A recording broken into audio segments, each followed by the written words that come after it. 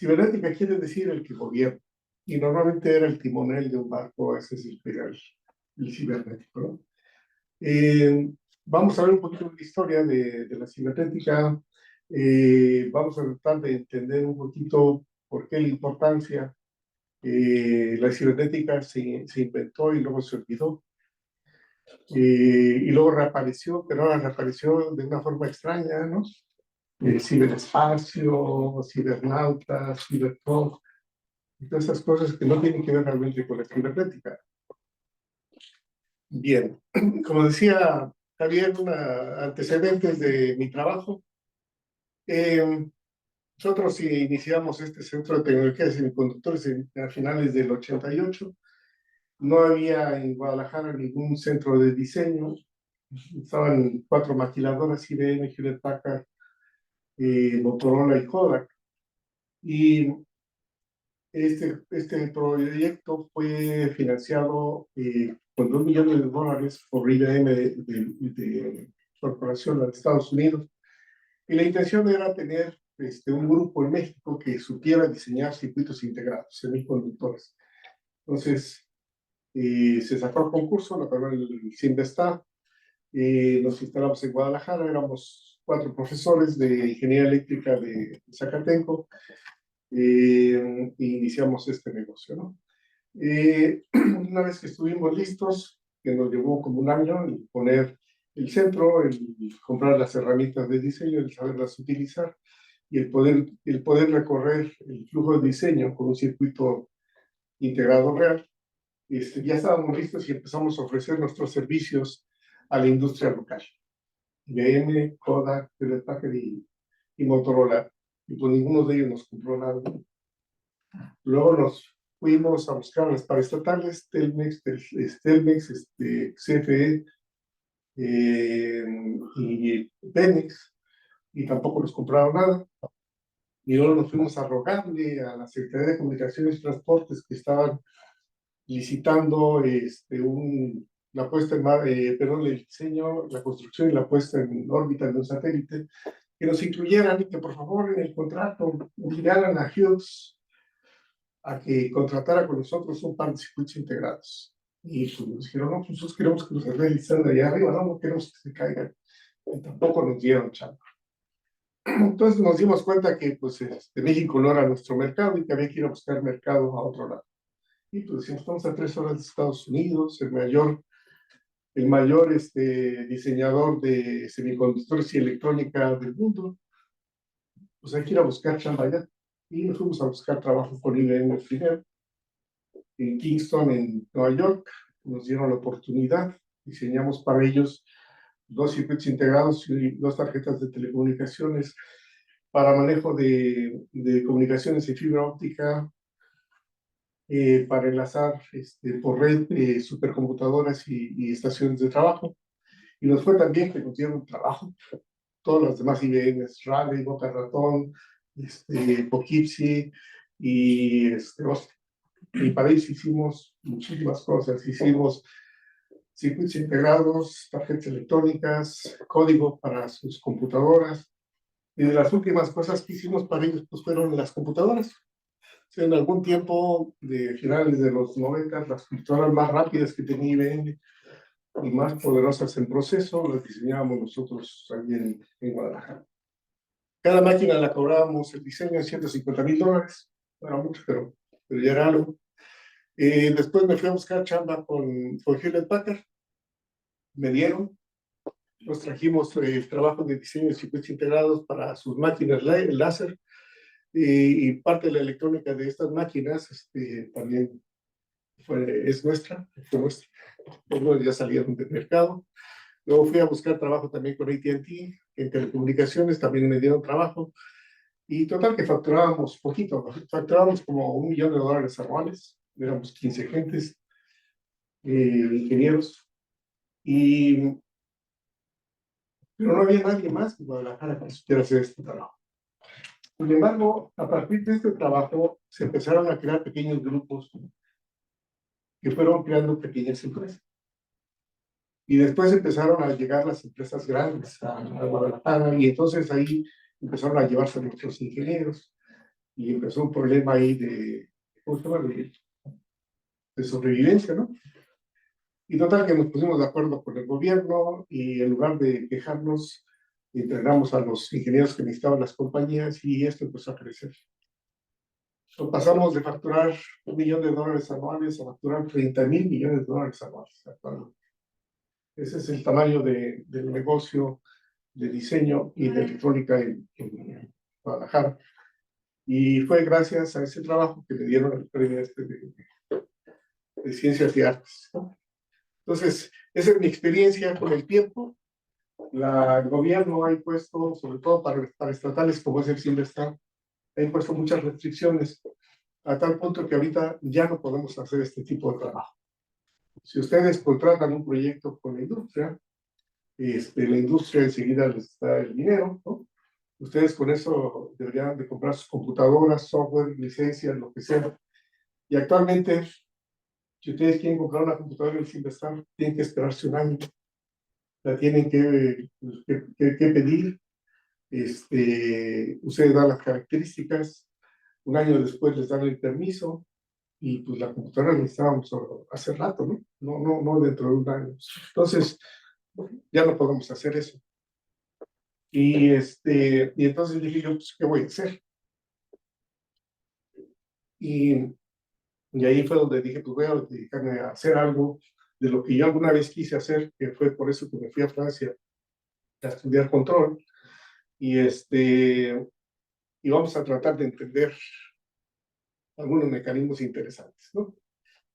Hay muchas preguntas fundamentales que seguramente ustedes se han hecho, que no tenemos la capacidad para poderlas responder actualmente, como por ejemplo, ¿qué es la muerte, no?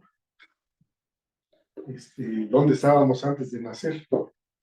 ¿Dónde vamos a ir después de morir? Cosas como esas que son fundamentales, el origen del universo.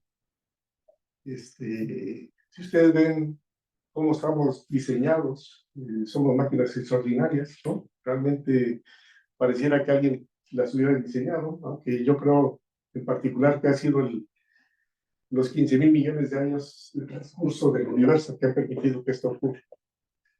Entonces, una de las preguntas fundamentales es ¿qué somos? ¿No? Y esta la respondió, hay una respuesta desde hace más de 3,000 años, ¿no? La otra pregunta es ¿dónde estábamos antes de nacer y a dónde vamos después de morir? ¿Qué somos? Decía Platón hace 300 años antes de Cristo, pues somos una división entre cuerpo y alma. Prometeo hacía los monos de barro y luego Minerva les ponía una mariposita y esa era la conciencia o el alma. Más tarde Descartes decía, pues somos sustancia externa y sustancia pensante, ¿no? Y hace poquito, no tiene mucho, 1943, Schrödinger escribió un libro que se llama What is Life? Y decía, somos vida y conciencia. Entonces, ¿qué es lo que están haciendo aquí? Una división entre lo que es el cuerpo, que Schrödinger le llama la vida, y lo que es la parte de la conciencia, que no tenemos idea bien. Aunque cada uno de nosotros trae una, no tenemos idea cómo poderla, cómo poderla explicar. Bien, entonces, digamos que la cibernética lo que va a trabajar es sobre esto, ¿no? El cuerpo, la sustancia extensa, la vida. Entonces, ¿qué es la vida? Es una máquina extraordinaria. O sea, todos ustedes son una máquina extraordinaria. Todos nos parecemos, aunque no estamos alambrados ni construidos exactamente de la misma manera. Si ustedes buscan el nervio femoral en un individuo, van a encontrarlo casi en el mismo lugar. Pero si ustedes ven por dentro cómo está construido, van a ver que están los cables un poquito diferentes. ¿Dónde estábamos antes de nacer? Pues éramos parte de la Tierra, ¿no? Seguramente si ustedes fueron un niño que nació pesando 3,5 kilos, pues su mamá le pidió prestado a la Tierra 2 kilos de oxígeno, 600 gramos de carbón, 350 de hidrógeno y así. y con eso los formamos. Ahí hay unas máquinas moleculares extraordinarias dentro de las células que se encargan de ir ensamblando todos estos componentes para crear vida. ¿Dónde vamos después de morir? Pues seremos parte de la Tierra. Pues ahora le vamos a regresar un poquito más, ¿no? Le vamos a regresar 52 kilos de oxígeno, 14 de carbono, porque en el transcurso de la vida, pues nuestras células han ido construyendo y reconstruyendo para que el individuo pueda crecer. Bien, pero ¿cuál es la diferencia entre que ustedes agarren todo esto y lo mezclen, ¿no? En una vasija y lo que es el cuerpo humano? Y pues la respuesta es esto, la organización. Es materia altamente organizada. Si ustedes ven cuánto cuesta un humano, pues debe estar como por los 40 pesos, ¿no? Más o menos. Bueno, sí, más o menos. No cuesta mucho, pero ya cuando es organizado ya cuesta más. Bien, entonces la cibernética es el estudio de esta máquina extraordinaria que se llama vida a nosotros, que le permite a la conciencia hacer, y en particular de los circuitos neurológicos que le permiten a la conciencia percibir el ambiente y actuar sobre él. La cibernética parecía algo nuevo, pero lo podemos meter dentro de sistemas de control, ¿no? Parte de, o dentro del estudio de sistemas complejos también, ¿eh? Y esas son las herramientas que tenemos nosotros para poder trabajar y poder tratar de explicar cómo funciona esta máquina. ¿Cuál es la importancia de estudiar esta máquina? Bueno, el conocimiento nos va a permitir diseñar interfaces sobre máquinas inteligentes que permitirán, en el futuro, corregir defectos sensoriales físicos y potenciarán la conciencia en los humanos. Vamos a ver más adelante que hay algo que es extraordinario y que a la vez es terrible, y es que ustedes creen que existe una realidad, pero al final de cuentas lo que existe nada más son los datos que sus sensores envían a los centros de procesamiento. Y son números, igual que las computadoras. Son números que se están enviando todo el tiempo. Entonces, la realidad no es más que esas cantidades de datos que se pueden enviar a los centros de procesamiento y que milagrosamente la conciencia los forma en imágenes, en sonidos, en sentido, en gustos, ¿verdad? Pero no son más para. Un poquito de historia. La cibernética como tal tuvo una vida muy cortita. Realmente es la parte esta azul que ustedes ven ahí, esa rayita azul, esa es la vida que tuvo la cibernética.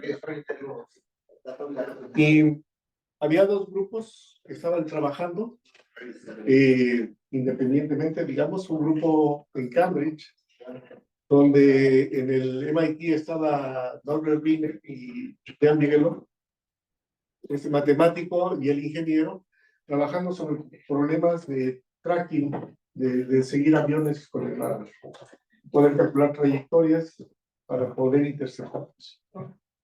Y luego tenemos aquí a este señor que es Arturo Rosenbluth, que es el que inventa el Simestar más tarde. Él es fisiólogo, neurocientífico, y resulta que en la época que él estaba haciendo una estancia en Harvard, él tenía un seminario sobre ciencia, ¿no? Y sobre el método científico, y entonces Norbert Wiener estaba interesado en entender eso, y ahí se conocieron, y ahí empezaron a trabajar sobre las cuestiones de tratar de explicar los sistemas de retroalimentación internos que tiene el sistema nervioso para poder regular todas las variables del cuerpo humano, ¿no?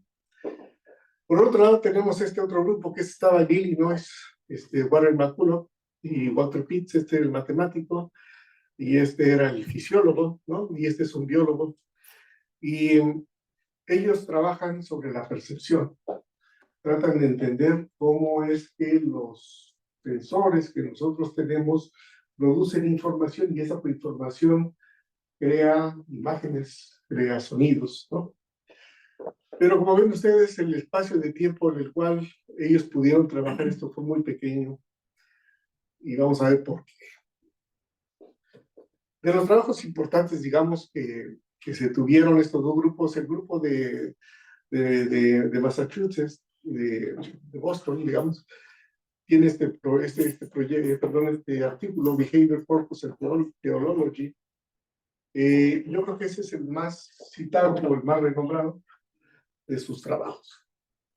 Y habla sobre el comportamiento y dice: el comportamiento que vamos a estudiar puede ser activo o puede ser pasivo, ¿no? El pasivo es el comportamiento de una piedra, ¿no? Ahí está, no se mueve. Activo puede ser, qué sé yo, una cascada, ¿no? Está ¿cómo se llama? Cayendo el agua, ¿no?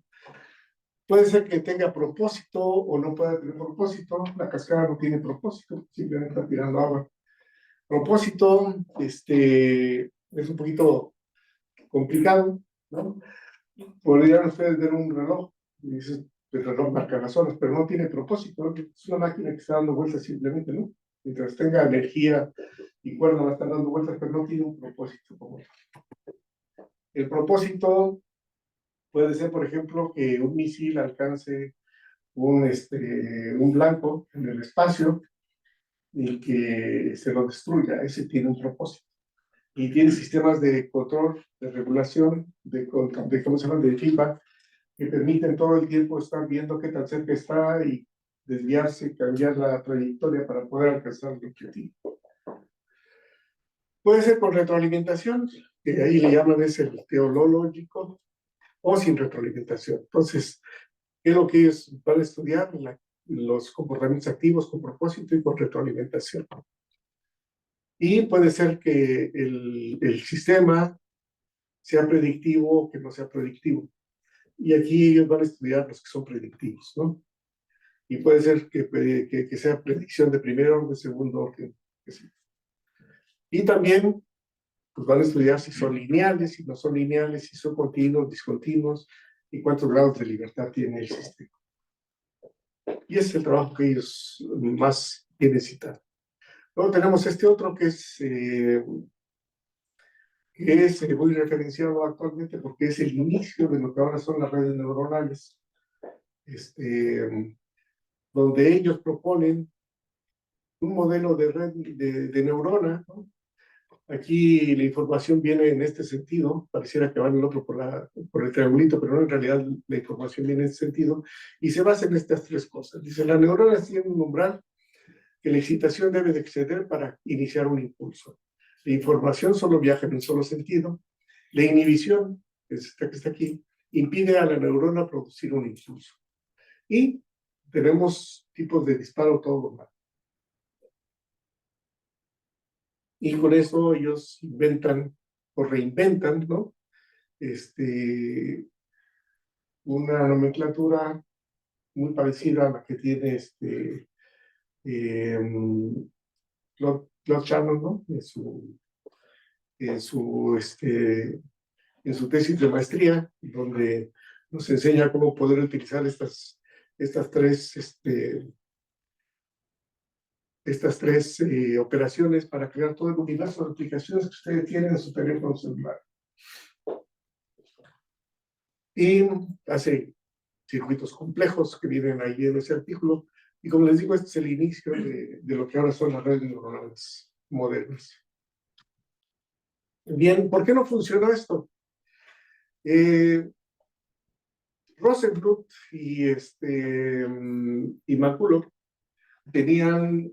conocían a la Fundación Macy's y entonces les pidieron fondos para poder crear las conferencias Macy's en cibernética y poder empezar a ir a trabajar con un grupo de gente. Entonces invitaron físicos, ingenieros, fisiólogos, matemáticos, psicólogos, antropólogos y economistas. Y crearon un grupo de trabajo. Las conferencias comenzaron en el 46 y la última fue en el 49. Pero ahí se dieron cuenta que no se podía trabajar. O sea, cada quien quería dar su opinión, cada quien quería imponer su posición, y todas las reuniones salieron en pleitos, la gente salía llorando, no regresaba, y eso fue lo que ocasionó que ya la cibernética no siguiera más prácticamente. Bien, ¿cuáles son los retos de esta cibernética? Aquí lo dice Rosenbluth, que es lo que estábamos diciendo ahorita, la indiferencia, ¿no? Pero nos hemos vuelto tan especialistas, y si ustedes leen los títulos de las tesis, dice control para un sistema especial de un subsistema de actuadores de tal estructura. O sea, es tan especializado, que saben ustedes tan especializados, que cuando les hablan de otras cosas, se vuelven indiferentes. No, yo nomás hacer eso. A mí traigan problemas de estos en este hiperespacio donde puedo trabajar, y trabajamos con gusto con ustedes. Pero no me vengan aquí a hablar de cuestiones diferentes. O sea, yo estoy en control continuo, no vengan a hablar de control discreto, no es mi tema. Pero ya en dos puertas adelante, ahí está el especialista, no me vayan a hablar. Si eso pasa entre nosotros mismos, de la misma área, cuando tratamos de interactuar con gente de diferentes áreas, se vuelve más complicado. Y es la indiferencia uno de los problemas que encontró, ¿no? El otro, la complejidad tecnológica. Realmente, cuando ustedes entran a la máquina y empiezan a estudiarla, se van a dar cuenta que está muy, muy compleja para poder hacer mediciones. Y este es uno de los complejos, ¿no? Este es el nervio óptico. Va de la retina hacia los centros de procesamiento, ¿no? Aquí hay 1 millón de canales de comunicación. Esa tecnología no la hemos podido todavía inventar nosotros. Todos los canales de comunicación que ustedes ven aquí van limpios, no llevan ruido. La señal se va reconstruyendo cada 2 micras. Y la señal, tal como sale, llega a su destino. O sea, no hay ruido. Tecnología que no tenemos. Nosotros tenemos esta tecnología, ¿no? Esto es lo que hemos logrado hacer. Son cables telefónicos muy parecidos, digamos, en forma a lo que está acá, pero muy, muy, muy distantes de la tecnología, ¿no? Aquí ustedes tienen 2 centímetros de diámetro, aquí tienen 5 milímetros de diámetro, aquí tienen 1 millón de canales de comunicación, aquí solo tienen 2,000 canales de comunicación. Entonces, si ustedes quisieran hacer la medición de uno de ellos en particular, se vuelve muy, muy complicado. Entonces, esa es la complejidad tecnológica, ¿no? La otra, esta es una fotografía sobre una parte que es 1 milímetro cúbico del cerebro. Ustedes aquí pueden ver que hay diferentes tipos de neuronas y que ya están cableadas entre ellas mismas, casi imposible de poder entender cómo se cablean, ¿no? Pero nosotros hemos inventado cosas similares, ¿eh? Es un circuito integrado. Aquí tenemos millones de transistores, tenemos millones de cables, ¿no? Y si ustedes le preguntan a cualquiera del auditorio, dime cómo funciona esto, va a estar muy complejo que lo puedan decir. A pesar de que sabemos las funciones lógicas que se están utilizando. Entonces, aquí es donde resulta interesante el modelo de comportamiento de Rosenbluth, porque no importa la complejidad, al final de cuentas, si logramos detectar y conocer dónde están los centros de procesamiento y la información que producen los sensores, los datos que producen los sensores, podemos tener modelos de entrada-salida y a partir de ahí poder recrear el funcionamiento, ¿no? Bien. ¿Qué avances tenemos? Yo creo que hay uno muy importante, y es es que sabemos cómo se produce la información. Este es el mecanismo que utiliza el cuerpo humano, animal, para poder crear información y para poderla transportar. Se llama el potencial eléctrico de acción. Esta es una célula. La célula, claro, no tiene esta forma, pero imagínense que esa fue la que yo le puse. Internamente tiene un montón de cosas, pero aquí lo único que nos interesa son los iones. Tiene iones de potasio y iones de sodio, pero muy poquitos. Y afuera tiene muchísimos iones de potasio. Todos son positivos, ¿no? Si ustedes ponen un voltímetro y ponen aquí la punta positiva y la tierra acá, la parte interna es menos positiva que la externa y entonces van a medir menos 80 milímetros. Después empieza el proceso que llaman despolarización y ahora la célula se traga todos los iones que había afuera, saca los de potasio y ahora vamos a medir aquí más 20 milivolts. Y ahí se va a quedar un rato. Enseguida viene el proceso de repolarización y ahora se salen otra vuelta todos los iones y vuelve a quedar en el estado anterior y llega a menos 80 milivolts. Yo creo que ese es uno de los conocimientos más interesantes que podemos tener para estudiar esta máquina, ¿no? Bien, la han caracterizado. Hay tiempos de subida, de bajada, de meseta total, y también hay un tiempo que es importante, que es el tiempo de refracción. Quiere decir que esta señal no puede volverse ¿cómo se llama?, generar, sino hasta pasado el tiempo T. Y este es más o menos, cuando ustedes ven un ebrio, cómo está pasando la información.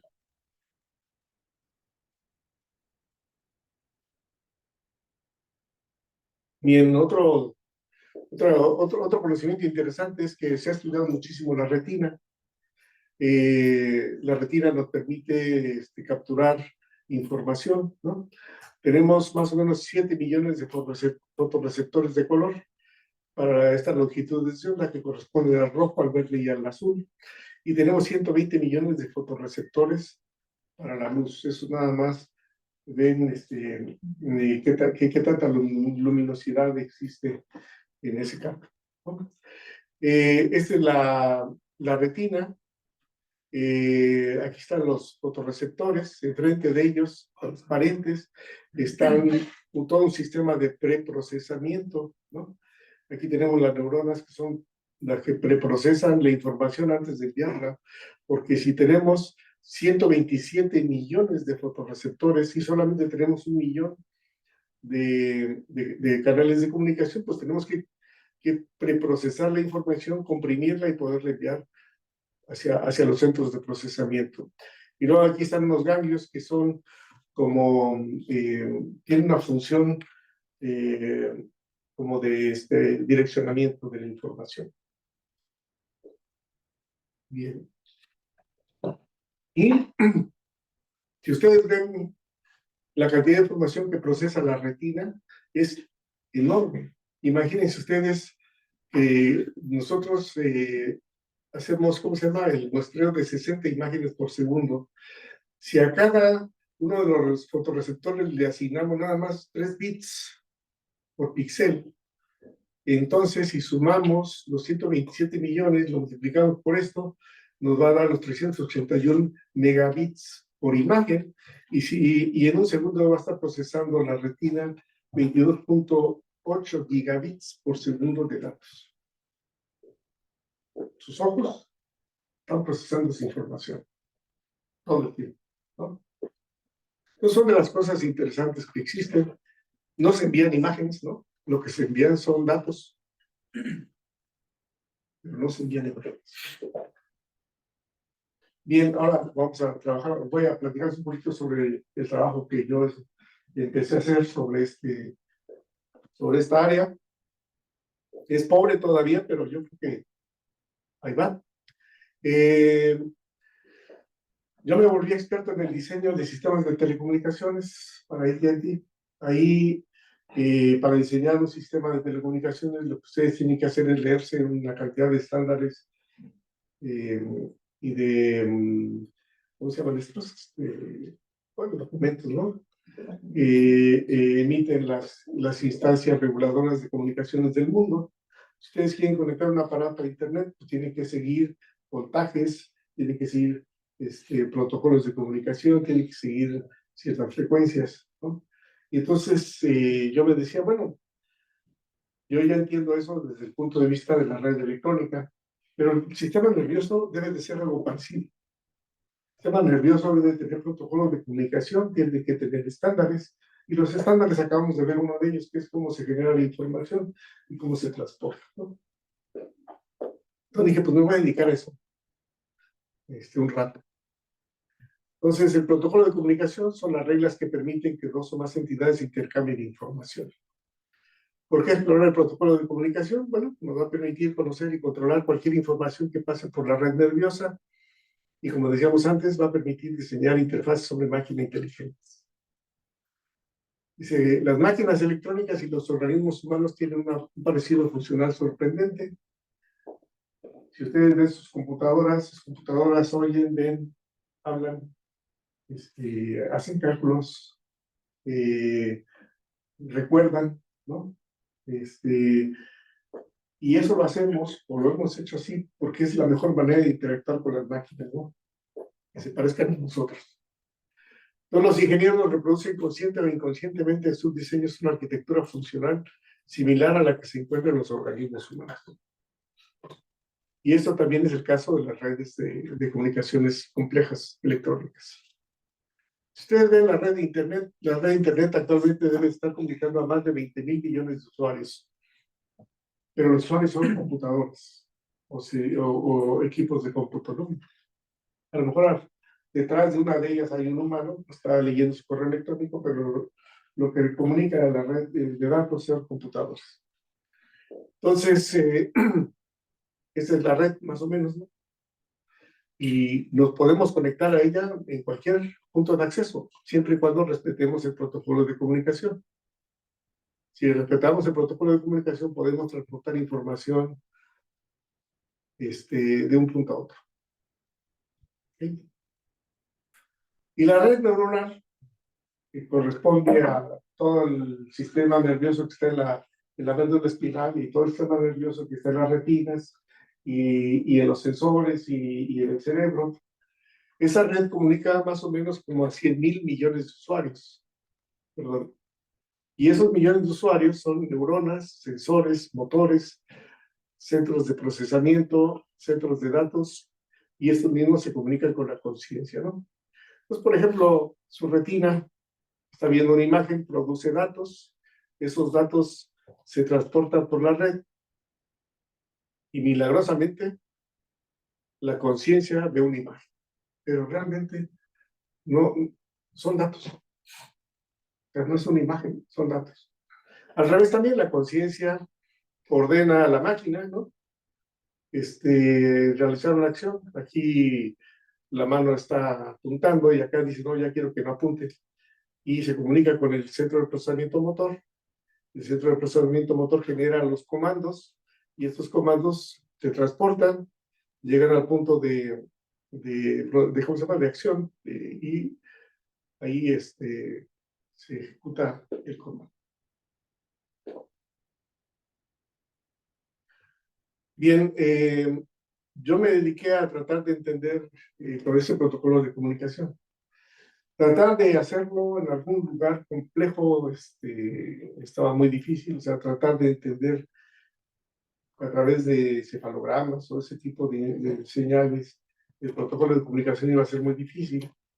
Entonces, este es el modelo de comportamiento que yo utilizo en mis ensayos, ¿no?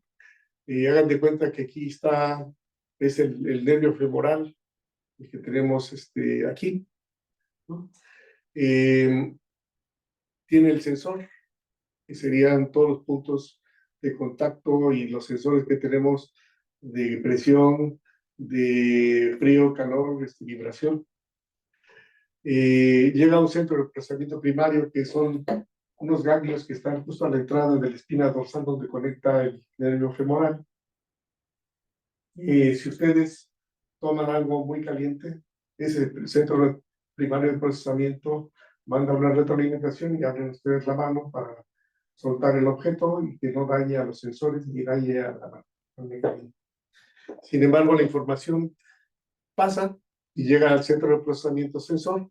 La conciencia se da cuenta de lo que sucedió, evalúa la tarea, mueve los ojos para ver qué fue lo que pasó y ver el daño y tomar alguna acción. ¿Okay? Entonces, ese es el que vamos a utilizar. Entonces, yo me coloqué aquí, en ese punto. Aquí tenemos señales que van de los sensores hacia la red de procesamiento y también están señales que van a los motores para que el animal pueda mover las patitas o la patita. Bien, ¿cuál era mi intención? Bueno, tratar de entender cómo se codifica la información, cuál es el reloj del sistema, cuál es el mecanismo de sincronización de la red y cuál es el direccionamiento de los paquetes de datos. Cómo se direccionan para mandarlos a destino. Aprendí con un fisiólogo que me ayudó a mí y a mis estudiantes a entender cómo hacer esta, ¿cómo se llama? Esta operación, ¿no? Para descubrir el nervio femoral. El nervio femoral va pegado a la vena femoral. Y empezamos a trabajar con los animalitos. Yo creo que de los 100 animalitos que estuvimos trabajando, solamente 2 cooperaron, los demás no. Pero es que los experimentos son muy difíciles de llevar a cabo. Ahí en este nervio mide medio milímetro de diámetro y hay 600 canales de comunicación. La vuelta a tecnología que no tenemos actualmente, y ahí fue donde nos pusimos a medir los datos. Estos son algunos de los de las señales que pudimos capturar. Y si ustedes ven, somos como las computadoras, puros y ceros.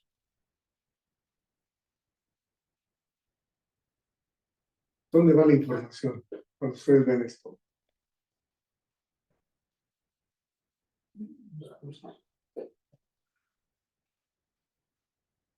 ¿No? Estos son sus recuerdos, son sus imágenes, son sus sonidos. Esto es la vida, ¿no? Representada en datos. Bien. Entonces, lo que nos dimos cuenta es muy rápido, es que la información no puede ir en el voltaje, ¿verdad? Porque todos tienen la misma amplitud. La información no puede ir en la duración de ¿cómo se llama? De esta espiga, porque todos duran lo mismo. En realidad la información va codificada aquí, en el tiempo que hay entre este punto y el que sigue, entre este punto y el que sigue, entre este punto y el que sigue, y así. Entonces inventé yo un código de colores, ¿verdad? Y a través de ese código de colores, yo puedo decir que este transporta un número, este transporta otro número, que están aquí. Entonces esta señal transporta el mensaje 440, 50, 20, 210, 50. Y este te transporta el 20, 340, 50, 50, 20 y así, ¿no? Entonces, ya tenemos una propuesta, una idea de cómo se transporta la información y cómo se codifica la información dentro del sistema nervioso. Esos son todos los patrones que pudimos capturar. Si ven ustedes, los símbolos que más se utilizan son los más baratos, que serían los de menor tiempo, ¿no? De acceso, 20 y 50, esa es la mayoría. Y los símbolos más caros se utilizan raros. Y esto nos da una semejanza con la teoría de la información de Claude Shannon, ¿no? Donde también propone que para aquellas tareas que se repiten muy seguido, la información, perdón, las que se repiten muy seguido, no producen mucha información y para ello vamos a utilizar menos bits para representarlas, y aquí es que se producen raramente, tienen mayor información y la vamos a representar por una cantidad mayor de bits. Y aquí estamos representándola por una mayor cantidad de tiempo, ¿no? Pareciera que hubiera ahí una coincidencia. Bien, ¿qué podemos decir de esa señal? Bueno, la comunicación es digital y discreta en el tiempo. La información se codifica modulando los periodos de tiempo entre los potenciales de acción. Los potenciales de acción, los patrones potenciales de acción son mensajes del sistema nervioso, y el catálogo de mensajes debe ser el mismo para una especie de animales. Y yo creo que para todos los animales. ¿Cuál es el modelo que estábamos proponiendo a partir de esta información? Los símbolos son estos, ¿no? Este es el conjunto de símbolos. Puede ser que haya más, porque si porque no podemos explorar más que dos animalitos, ¿no? Pero ustedes nómbrenlos como quieran, ¿no? Son símbolos. Es el conjunto de símbolos. Entonces, podemos decir que estos mensajes, perdón, que estas señales transportan esos mensajes dependiendo de los símbolos que ustedes hayan escogido, ¿no? ¿Cuál es el reloj del sistema? Pues se me hace lo más sencillo, porque no encontré otro, es de que se utilizara este tiempo para poder contar. Así como en el viejo tiempo para los RS-32, ustedes comienzan aquí la subida y empiezan a contar, ¿no? Y el número de ciclos corresponde a T1, y a partir de ese T1 ustedes ya pueden generar todos los demás tiempos base, ¿no? Para poder recuperar la información. Y entonces podemos decir que cualquier reloj que cumpla con esta característica es un reloj que puede utilizar el sistema para poder generar y recuperar los mensajes. ¿Cómo sincroniza la red? Pues contando, ¿no? Ya tenemos aquí un reloj base que escogimos, y por lo único que hacemos es que nos ponemos a contar y dice T1 vale a 4 ciclos de reloj. Este otro, si ya sabemos cuánto vale entonces ya vamos a saber cuánto va a valer este otro, ¿no? Va a valer 44 ciclos de reloj, y así, dependiendo del reloj que propongamos nosotros para poder hacer el trabajo. ¿Cómo sincroniza la red? Bueno, pues cada quien debería de haber un reloj central, no sé dónde está. Sí sabemos nosotros que, por ejemplo, el Parkinson es provocado por un problema de sincronía. Pareciera que cuando el Parkinson aparece es porque, no pareciera, ya es un hecho. Hay una región que se llama la zona negra en el cerebro, empiezan a morir las neuronas, y pareciera que esa zona es una zona de relojes que sincronizan a toda la red. Pareciera. Porque cuando si ustedes en un sistema de control se desincronizan los relojes, entonces el que observa de una cosa, y como está fuera de sincronía, el que actúa tarde, y cuando actúa el que sensa ya vio que ya se pasó, y entonces lo vuelve a regresar, y así están oscilando todo el tiempo, ¿no? Entonces, aquí en este caso, la única idea que tenemos es que cada célula o cada neurona tiene su propio reloj, muy parecido a los demás, y con su propio reloj genera información, con su propio reloj recupera la información, y con su propio reloj la retransmite. Entonces, esta es la propuesta de la estructura del mensaje. Decimos que la primera potencial de acción sirve para sincronizar la red. Esa otra nos podría dar la dirección a dónde va el mensaje, y este es el mensaje que realmente se transporta al centro de procesamiento. Es una propuesta, no quiere decir que así sea. ¿Cómo se reenvían los paquetes de información?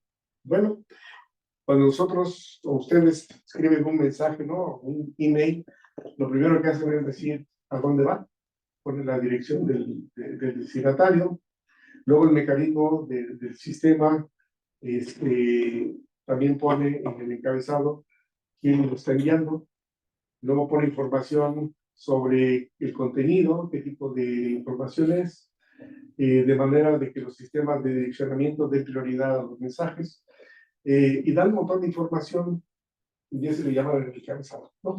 Entonces, esto es para la parte electrónica, luego ya viene la información que queremos o los datos que queremos transportar, y luego viene un código de error en el que en cada punto de la red se checa si el mensaje cumple con ese código de error. Si cumple, se deja pasar. Si no se cumple, se pide la retransmisión, y de esa manera se corrigen los errores en el transporte. Acá creemos nosotros que también en la red neuronal hay una cosa parecida. Aquí está ¿cómo se llama? El mecanismo de inhibición. Creemos que el mecanismo de inhibición tiene las direcciones a las cuales está permitido enviar cualquier mensaje. Si no cumple con esa dirección, simplemente el mensaje no pasa, se inhibe. Por ejemplo, aquí la dirección es 2, y no lo tiene en su catálogo. Entonces empieza, en este caso, la sinapsis, acá también, pero aquí sí lo tiene. Después se da cuenta que no lo tiene en su catálogo, inhibe, se destruye el mensaje, continúa, y aquí el mensaje pasa y acá simplemente se destruyó. En una red ya más compleja, es el mismo mecanismo, viene el mensaje, llega a la neurona, se procesa, se da una respuesta, esta respuesta va para todos los lugares donde está conectada, y algunos de ellos tienen la dirección, en otros se inhiben, en unos pasa y en otros se destruye el mensaje. Aplicaciones en un futuro, ¿no? Imagínense ustedes que todos son datos. Si yo me puedo conectar a la red neuronal de ustedes, yo les puedo hacer ver lo que yo quiero que ustedes vean, les puedo hacer escuchar lo que yo quiero que ustedes escuchen, que sientan lo que yo quiero que sientan. Esto es peligroso, ¿no?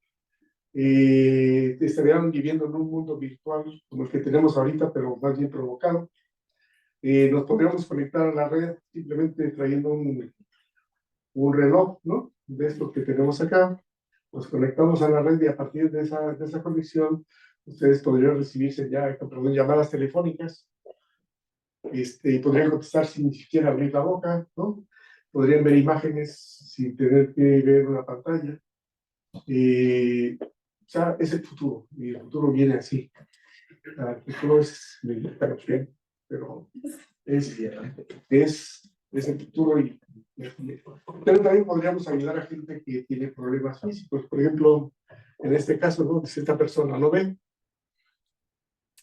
tenemos la parte electrónica, y una vez que tenemos el procesamiento tal como lo pide el sistema nervioso y el sistema de visión, bueno, pues entonces convertimos nuestras señales digitales en señales neuronales y las conectamos a los centros de procesamiento, y la persona va a poder ver. Este es un ejemplo, ¿no? Tenemos aquí unos lentes, son cámaras que ven el ambiente, o sea, la imagen. Tenemos aquí todo el centro de procesamiento, y aquí está la interfase de conexión. Eso seguramente en unos 50 años ya será una realidad. Ahorita todavía no. Este es otro que estuvimos ensayando y que no nos funcionó, pero creemos que puede funcionar.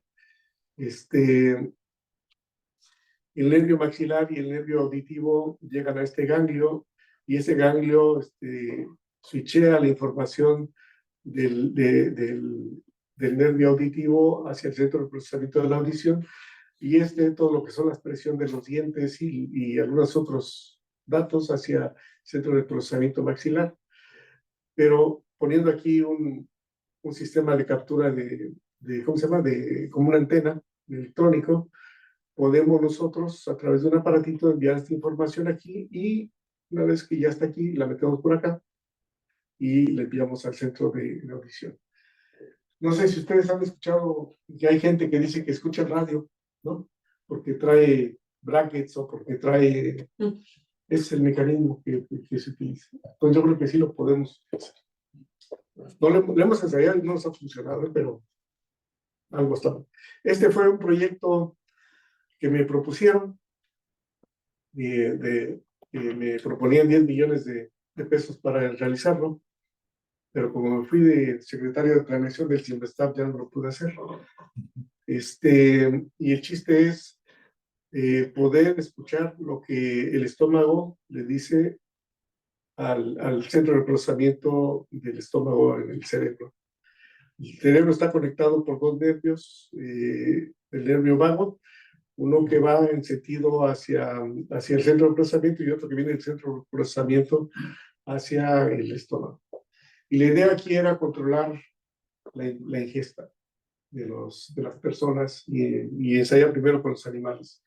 De esa manera, de evitar la obesidad o de evitar la gente que es muy delgada, ¿no? Y entonces nuestra idea era poner aquí un sistema electrónico conectado a los dos nervios y escuchar lo que el estómago le dice al cerebro y lo que el cerebro le dice al estómago, capturar las señales y luego por prueba y error ir utilizando cada una de ellas de manera de poder entender cuál es la que produce hambre, cuál es la que produce saciedad, cuál es la que produce sed y poderlas controlar. ¿Cuáles son los temas de investigación en esta área? Pues hay un montón, todos son de premio Nobel. Yo creo que el que llegue a descifrar correctamente el protocolo de comunicación del sistema nervioso va a tener el premio Nobel.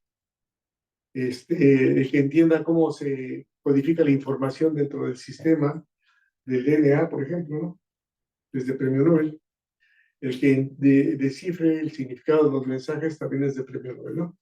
Y este es temas de investigación. En la parte tecnológica, la parte más importante es cómo nos conectamos al sistema nervioso para poder hacer las decisiones de forma correcta.